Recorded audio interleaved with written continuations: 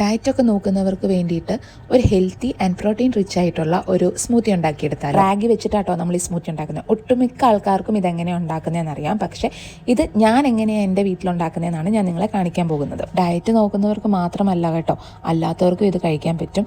വളരെ ഹെൽത്തിയാണ്, അതേപോലെ തന്നെ പെട്ടെന്ന് നമുക്ക് ഉണ്ടാക്കിയെടുക്കാൻ പറ്റുന്ന ഒരു ഐറ്റമാണിത്. ഒരു ബൗൾ എടുത്തിട്ട് 3 ടേബിൾ സ്പൂൺ റാഗിപ്പൊടി എടുക്കണം. എന്നിട്ട് അതിനകത്തേക്ക് കുറച്ച് വെള്ളം ഒഴിച്ചിട്ട് കട്ടയില്ലാതെ ഇത് മിക്സ് ചെയ്ത് എടുക്കണം. ഇനി ഒരു പാനോ പാത്രം എടുത്തിട്ട് സ്റ്റൗവിൽ വെക്കണം. എന്നിട്ട് 1/2 ഗ്ലാസ് വെള്ളം അതിനകത്തേക്ക് ഒഴിക്കണം. എന്നിട്ട് നമ്മൾ ഈ മിക്സ് ചെയ്ത് വെച്ചേക്കുന്ന റാഗി ഉണ്ടല്ലോ, അതെടുത്ത് ഈ വെള്ളത്തിനകത്തേക്ക് ഒഴിച്ചിട്ട് നന്നായിട്ട് അങ്ങ് ഇളക്കണം. എന്നിട്ട് ഇത് നമ്മൾ വേവിച്ചെടുക്കണം. അതായത് നമ്മളിങ്ങനെ കുറേ നേരം ഇങ്ങനെ കൈ വിടാതെ ഇളക്കണം, കാരണം അടിക്ക് പിടിക്കാതെ നമ്മൾ പ്രത്യേകം ശ്രദ്ധിക്കണം. കുറേ നേരം ഇങ്ങനെ ഇളക്കി കഴിയുമ്പോഴത്തേക്കിന് ഇങ്ങനെ കുറുകി വരും. അങ്ങനെ ലാസ്റ്റ് നമ്മൾ നന്നായിട്ട് ഇതങ്ങ് കുറുക്കിയെടുക്കണം. കുറച്ച് പേര് സ്മൂത്തി ഉണ്ടാക്കുമ്പോൾ റാഗി വേവിക്കാറില്ല.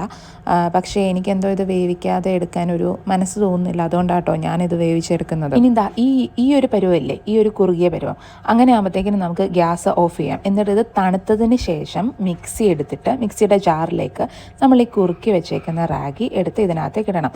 എന്നിട്ട് നമ്മുടെ കയ്യിൽ റോബസ്റ്റ പഴമില്ലേ, റോബസ്റ്റ പഴം ഉണ്ടെങ്കിൽ അതെടുത്ത് ഇതിനകത്തേക്ക് അരിഞ്ഞിട്ട് കൊടുക്കാം, കാരണം ഒരു മധുരത്തിന് വേണ്ടിയിട്ടാട്ടോ. ഇനി ആപ്പിൾ ഉണ്ടെങ്കിൽ ആപ്പിളും ഇടാം, ആപ്പിൾ തികച്ചും ഓപ്ഷനല്ല. എന്നിട്ട് ഇതിലേക്ക് ലോ ഫാറ്റ് മിൽക്ക് എടുത്തിട്ട് 1 ഗ്ലാസ് അതും ഒഴിച്ചു കൊടുത്തിട്ട് നന്നായിട്ട് ഇതങ്ങ് അടിച്ചങ്ങ് എടുക്കണം.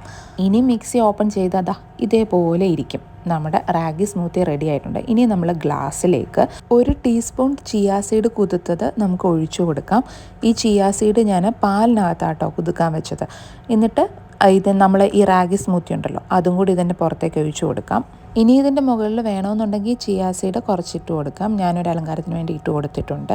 പിന്നെ നമ്മുടെ കയ്യിലുള്ള നട്ട്സും കൂടി ഇട്ട് കൊടുത്തിട്ട് നന്നായിട്ടൊന്ന് ഇളക്കിയിട്ട് നമ്മൾ ഒറ്റ വലിക്കും കുടിക്കണം. അടിപൊളിയാണ്, നല്ല ഹെൽത്തിയാണ്. എല്ലാവരും ഒന്ന് ട്രൈ ചെയ്ത് നോക്കിയിട്ട് പറ കേട്ടോ. പിന്നെ വീഡിയോ ഇഷ്ടപ്പെട്ടെങ്കിൽ ലൈക്ക് ചെയ്യുക, ഷെയർ ചെയ്യുക, സബ്സ്ക്രൈബ് ചെയ്യുക. ഇനി വേറൊരു വീഡിയോ ആയിട്ട് വരാം.